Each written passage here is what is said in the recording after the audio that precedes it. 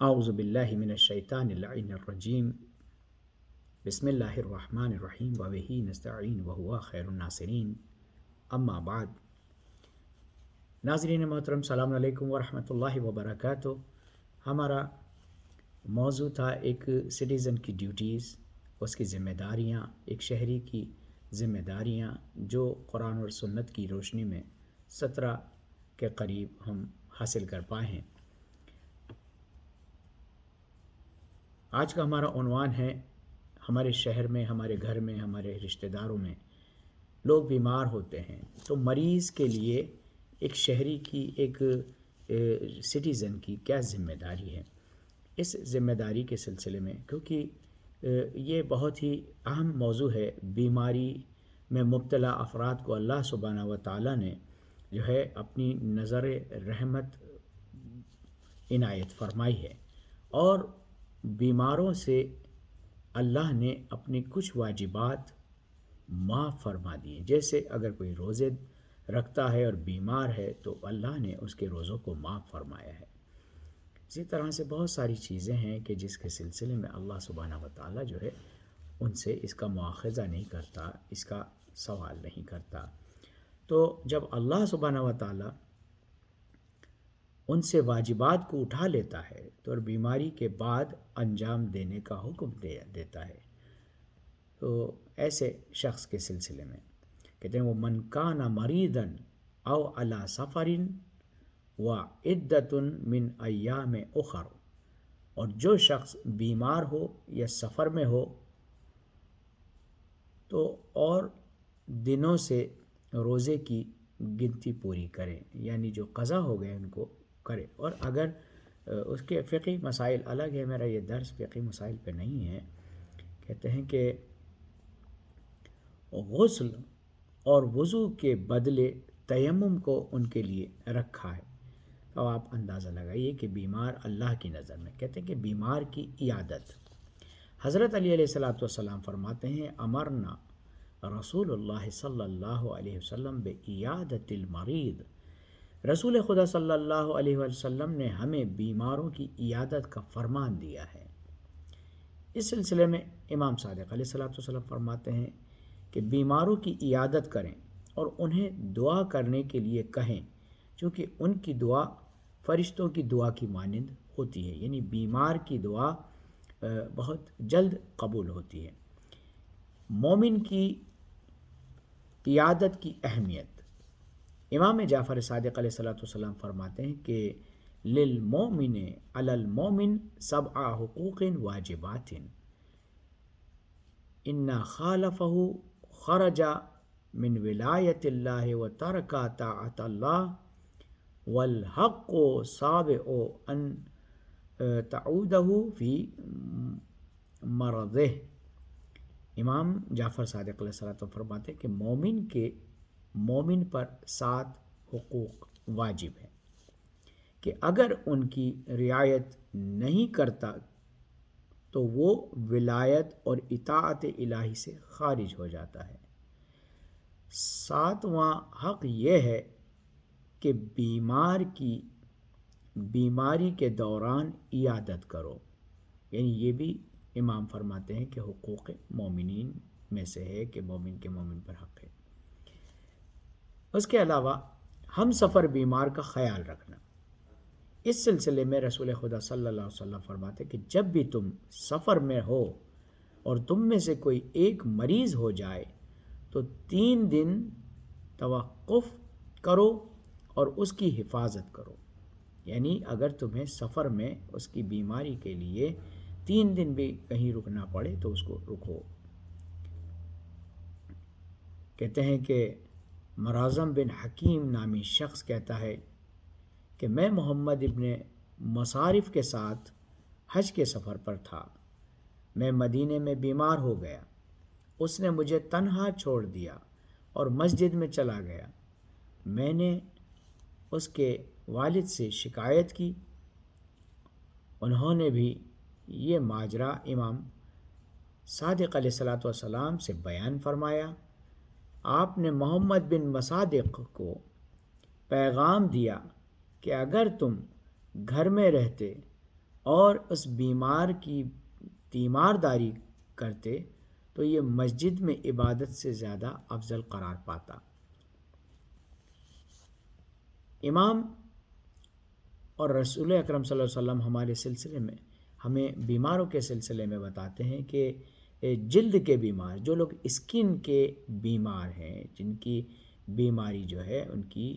جلد ہے، ان کی کھال ہے، ان کی اسکن ہے، ان ایسے مریضوں کے ساتھ کہتے ہیں کہ ان رسول اللہ صلی اللہ علیہ وسلم کانا یطعم وجاء رسول اسود بہی جدریون، کہتے ہیں کہ ایک مرتبہ رسول اکرم صلی اللہ علیہ وسلم کھانا کھا رہے تھے، نوش فرما رہے تھے، ایک آبلے کی بیماری میں مبتلا شخص، جیسے کہ چیچک کے مرض اور آبلے جو ہو جاتے ہیں، اس مرض میں مبتلا ایک شخص آیا جس کا چہرہ سیاہ تھا، ان کی جلد بیماری سے خراب تھی، وہ کسی کے برابر بیٹھنا چاہتے تھے، لیکن جیسے ہی وہ بیٹھے تو ان کے پڑوس میں بیٹھنے والے افراد کھڑے ہو کے چلے گئے۔ تب رسول اللہ صلی اللہ علیہ وسلم نے یہ دیکھا تو اسے اپنے ساتھ بٹھایا، اپنے پاس بلایا، اپنے ساتھ بٹھایا۔ جن بیماروں کی عیادت نہیں کرنی ہے، یعنی جن بیماروں کی عیادت کو منع کیا گیا ہے، نہیں کرنی چاہیے، جس شخص کی آنکھ میں درد ہو یا آنکھ کی کوئی بیماری ہو تو اس کی عیادت، چونکہ آپ نے دیکھا ہوگا کہ آنکھ کا جو انفیکشن ہے وہ فوراً آنکھ کو لگتا ہے، تو اب اندازہ لگائیے 1400 سال پہلے ہمارا نبی ہمیں اس انفیکشن کو اس طرح سے کہ جس بیمار کی عیادت کی جو ہے نہیں ہے، اگر آپ نہیں جائیں گے تو گناہ نہیں ہے، تو وہ آنکھ کی بیماری میں کہتے ہیں، اور بیماری کے 3 دن سے کم میں عیادت نہیں، یعنی 3 دن کے بعد اس کا انفیکشن کچھ کم ہو جاتا ہے، لہٰذا کہا ہے کہ 3 دن تک اس کی عیادت کو نہ جاؤ، اور اگر جانا ہے تو 3 دن کے بعد جاؤ۔ اس کی عیادت جو ہے، اگر کسی بیمار کی عیادت کرنی ہے تو 1 دن صرف گزارے، اگر بیماری طولانی ہو جائے تو بیمار کو اپنے اہل خانہ کے سپرد کر دو۔ عیادت کے لیے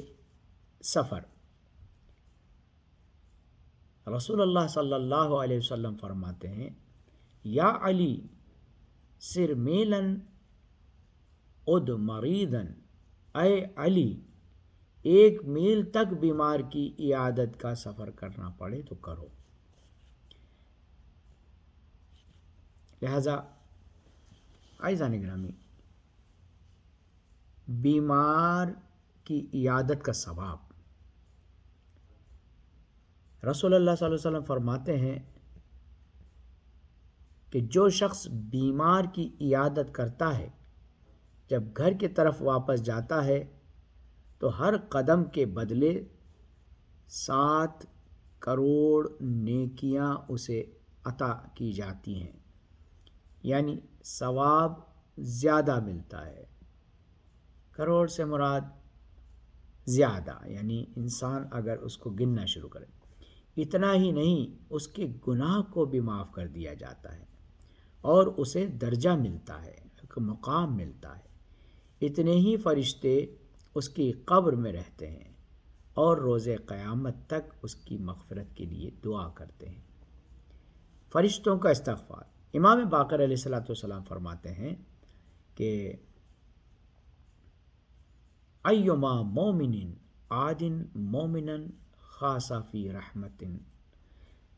جب ایک مومن دوسرے مومن کی عیادت کرتا ہے تو وہ خدا کی رحمت میں ڈوبا ہوا ہوتا ہے، جب وہ بیٹھتا ہے تو رحمت حق میں ہوتا ہے، اور جب وہ واپس آتا ہے تو خداوند عالم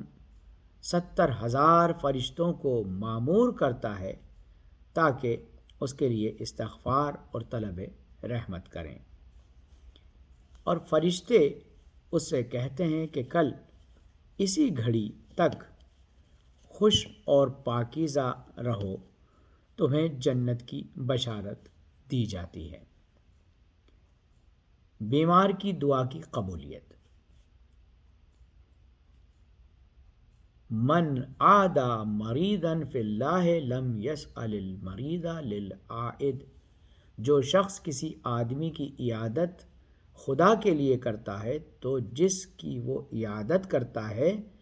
وہ اس کے حق میں دعا کرتا ہے جو قبول ہوتی ہے۔ عزیزان گرامی، بیماری کے سلسلے کا یہ موضوع طولانی ہے، انشاءاللہ اگلے درس میں اس کے سلسلے میں گفتگو کی جائے گی۔ خداوند منان آپ کو شاد اور آباد رکھے اور آپ کی طاعت اور عبادت کو قبول فرمائے، آپ کے بچوں کو علم کے نایاب گواہر سے آراستہ فرمائے اور امام زمانہ کے ظہور میں تعجیل فرمائے، ہم سب کی آخرت و عاقبت بخیر فرمائے، مرحومین کی مغفرت فرمائے، اور جو افراد جامع کی حفاظت کرتے ہیں، جو اپنے معاشرے کی حفاظت کرتے ہیں، فرہنگی اعتبار سے، مالی اعتبار سے، روحانی اعتبار سے، خداوند منان ان سب کی توفیقات میں اضافہ فرمائے۔ والسلام علیکم ورحمۃ اللہ وبرکاتہ۔